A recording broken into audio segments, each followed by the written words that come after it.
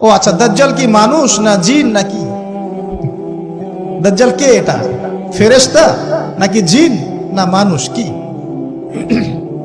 এটাও একটা প্রশ্নের বিষয়। কিভাবে দেখুন, আল্লাহর নবী সাল্লাল্লাহু আলাইহি ওয়াসাল্লাম বলছেন নূহ আলাইহিস সালামের সময়ও নূহ আলাইহিস সালাম তার কওমকে দাজ্জাল সম্পর্কে সতর্ক করেছেন। তার মানে পৃথিবীর সূচনা থেকে সে পৃথিবীতে ছিল এবং সে বের হবে শেষ জামানায়, এবং বের হয়ে সে তার অনুসারীদেরকে নিয়ে বিশ্বটাকে শাসন করবে। তার মানে অনেক লম্বা একটা হায়াত সে পেয়েছে। কোন জাতি এত লম্বা হায়াত পায় বলেন তো? কোন জাতি, মানব জাতি এত লম্বা হায়াত পায়? এ একটা মিস্টেরিয়াস ক্যারেক্টার দাজ্জাল। সে কি? তারপরে দেখুন, নবী সাল্লাল্লাহু আলাইহি ওয়াসাল্লাম একটা হাদিসের মধ্যে বলেছেন যে তাকে ওই তামিম দারির ওই দ্বীপে বন্দী করে রাখা হয়েছে। আপনারা হাদিসে জানেন, দ্বীপে বন্দী থাকা অবস্থায় তাকে সাহাবীরা দেখেছেন অনেক বিশাল আকৃতিতে, ঠিক আছে? এবং সাহাবীদেরকে সে প্রশ্ন করছিল, তামিম দারিকে প্রশ্ন করছিল যে বাইসানের খেজুর বাগানে খেজুর কি ধরে? বলে হ্যাঁ ধরে। সে বলছে অচিরেই আর ধরবে না। তারপরে বলছে তাবারিয়া হ্রদে কি পানি আছে? সাহাবীরা বলছেন আছে। বলছে অচিরেই পানি থাকবে না। তোমাদের ওই উম্মি নবীর কি খবর? তখন সাহাবীরা বলছেন যে তিনি মক্কা থেকে মদিনায় হিজরত করে এসেছেন, বদরের যুদ্ধ হয়েছে, বালতির মতো তার অবস্থা, একবার এদিকে পাল্লা ভারী হয় একবার এদিকে পাল্লা ভারী হয়। মানে বদরে জিতেছেন, উহুদে বিপর্যস্ত হয়েছেন। তখন এই ব্যক্তি বলছে যে তোমাদের জন্য উত্তম হবে ওই ব্যক্তির অনুসরণ করা। দাজ্জাল এই কথা বলছে, তোমাদের জন্য উত্তম হবে ওই উম্মি নবীর অনুসরণ করা। সাহাবীরা জিজ্ঞাসা করছেন আপনি কে? তো সে বলছে যে আমি হচ্ছি দাজ্জাল, আমি হচ্ছি দাজ্জাল। আমাকে অচিরেই এখান থেকে মুক্ত হওয়ার অনুমতি দেয়া হবে, তখন আমি এই পৃথিবীটাকে শাসন করব। এখানে সাহাবীরা দেখে আসছেন, যারা দেখে আসছেন তারা পরে ইসলাম কবুল করেছেন। তখন তারা মুসলিম ছিলেন না, খ্রিস্টান ছিলেন। কথা বুঝতে পারছেন? তাহলে এখানে আমরা তাকে একটা বিশাল দেহি দেখলাম, শিকল দিয়ে বন্দী। আবার নবী সাল্লাল্লাহু আলাইহি ওয়াসাল্লাম একদিন মদিনার মধ্যে উমর রাদিয়াল্লাহু আনহুকে নিয়ে হাঁটছেন, সহিহ মুসলিমে আছে। খবর পাওয়া গেল যে মদিনায় একটা যুবক ছেলে আছে, ইহুদি মায়ের সন্তান একটা যুবক ছেলে, যার চুলগুলা কোকড়ানো, চোখটা একটু ফোলা, যার আলামতগুলো দাজ্জালের সাথে মিলে যাচ্ছে। তখন নবী সাল্লাল্লাহু আলাইহি ওয়াসাল্লাম ওমর ইবনুল খাত্তাবকে নিয়ে ওদের বাসায় গেলেন। দেখলেন খেজুর বাগানে সে বসে আছে। মনোযোগ দিন। এবার নবীজি গিয়ে বললেন যে তুমি কি দেখো? সেই ছেলেটা বলছে আমি আরশ দেখি। আরশ বোঝেন? সিংহাসন। কোথায় তোমার আরশ? সেই ছেলে বলছে পানির উপরে। কোথায়? পানির উপরে। নবীজি বলছেন তুমি তো তাহলে শয়তানকে দেখো। নবীজি বলছেন তুমি কি বিশ্বাস করো যে আমি শেষ নবী? সেই ছেলে বলছে আপনি কি বিশ্বাস করেন যে আমি নবী? কি বুঝতে পারছেন কথা আমার? নবীজি বলছেন তুমি কি বিশ্বাস করো যে আমি শেষ নবী? সেই ছেলে বলছে আপনি কি বিশ্বাস করেন যে আমি নবী? উমর রাদিয়াল্লাহু আনহু তরোয়ালের খাপ খোলা সারা। তিনি বললেন যে ইয়া রাসূলুল্লাহ অনুমতি দেন, এর গর্দানটাকে নামাই দিই, বেয়াদব, আপনার সাথে বেয়াদবি করছে। তখন নবী সাল্লাল্লাহু আলাইহি ওয়াসাল্লাম বললেন দাআহু ইয়া উমর, তাকে ছেড়ে দাও। যদি সে সত্যিকার অর্থেই দাজ্জাল হয়ে থাকে, তুমি উমর তাকে হত্যা করতে পারবে না। কেন হত্যা করতে পারবেন না? কারণ দাজ্জালের নিহত হওয়া লেখা আছে ঈসা আলাইহিস সালামের হাতে। কার হাতে? ঈসা আলাইহিস সালাম যখন আসবেন, এই প্যালেস্টাইনের বাবে লুদ নামক জায়গায় দাজ্জালকে মারা হবে। ঠিক আছে কথা? তাহলে ওমর তুমি তাকে হত্যা করতে পারবে না। আর যদি সে দাজ্জাল না হয়ে থাকে, নিরপরাধ মানুষকে হত্যা করে কোনো লাভ নাই। এখানে চান্স নেওয়া হলো 50-50।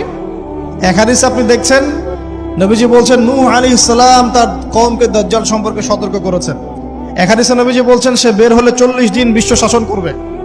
প্রথম দিন 1 বছর, দ্বিতীয় দিন 1 মাস, তৃতীয় দিন 1 সপ্তাহ, বাকি দিন আমাদের মতো।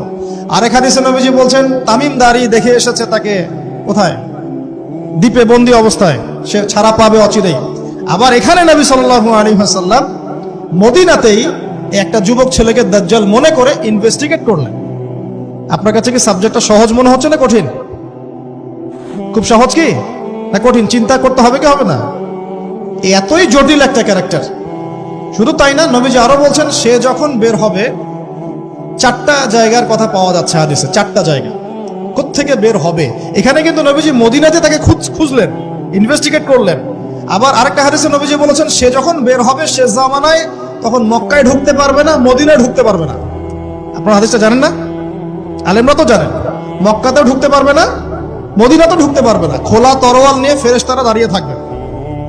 আবার সেই নবী মুহাম্মদ সাল্লাল্লাহু আলাইহি ওয়াসাল্লাম মদিনাতে এই ছেলেটাকে দাজ্জাল ভাবছেন, ইনভেস্টিগেট করছেন। তার মানে তারা সতর্ক ছিলেন। এই ছেলের নাম ছিল ইবনে সাইয়্যিদ। কি নাম? ইবনে সাইয়্যিদ, নাম মনে রাখবেন। এও একটা বিস্ময়কর ক্যারেক্টার। আবার সেই নবী সাল্লাল্লাহু আলাইহি ওয়াসাল্লাম বলেছেন শেষ জামানাতে দাজ্জাল বের হবে খোরাসান থেকে। কোন জায়গা? খোরাসান। খোরাসান বলতে কোন জায়গা? এটা মূলত এর হার্ট হচ্ছে আফগানিস্তান, এর পাশে যে বেলুচিস্তান, এই যে উজবেকিস্তান, ইরানের কিছু অংশ, এই পুরো জায়গাটা, শুধু একটা দেশ না, পুরো জায়গাটা এর হার্ট হচ্ছে আফগানিস্তান। খোরাসান থেকে বের হবে। আরেক হাদিসে নবীজি বলছেন সে ইস্পাহান থেকে বের হবে। কোন জায়গা? ইস্পাহান এখন ইরানে। ভৌগোলিক বিষয় যখন তখন চেঞ্জ হয়ে যায়, হয় কি না? আগে কি ইরাক ইরান এরকম পার্ট ছিল? আগে কি এভাবে এই 52টা দেশের ভাগ ছিল? লেবানন, জর্ডান, সৌদি আরব, ইরাক ইরান এরকম ভাগ ছিল না? এক অঞ্চল ছিল শাম, একটা হেজাজ, একটা নাজদ, এরকম আর কি ভাগ ছিল।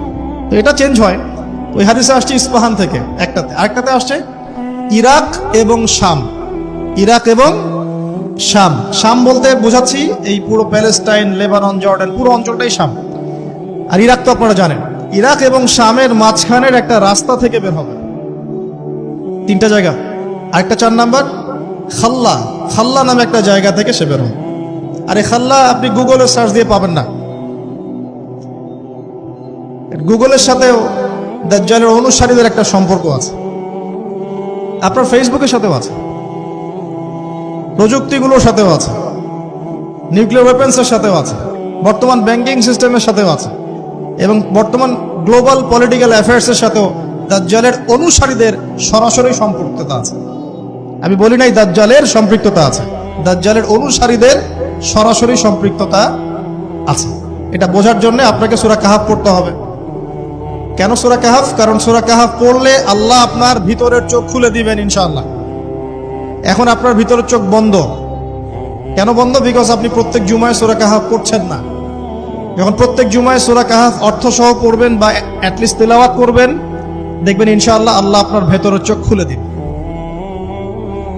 তো দাজ্জাল সাবজেক্টটা কি জটিল মনে হচ্ছে না সহজ মনে হচ্ছে? জটিল। এখন এত জটিলতায় আমরা গেলাম না, আমরা সহজ জায়গায় থাকি।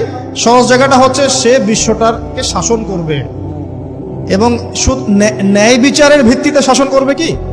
উত্তর না, সে সারা বিশ্বে ফিতনার ফাসাদ সৃষ্টি করবে। যারা তাকে ফলো করবে সে তাদেরকে সমৃদ্ধি দিবে, যারা তাকে ফলো করবে না সে তাদেরকে দুর্ভিক্ষ দিবে। বলা হচ্ছে সে খোদা দাবি করবে, সে নিজেকে খোদা দাবি করবে, বলবে আমি মাসিহ। আমি কি? মাসিহ মানে ত্রাণকর্তা। তার মূল কাজটা তাহলে জুলুমের ভিত্তিতে সারা বিশ্বটাকে শাসন করা।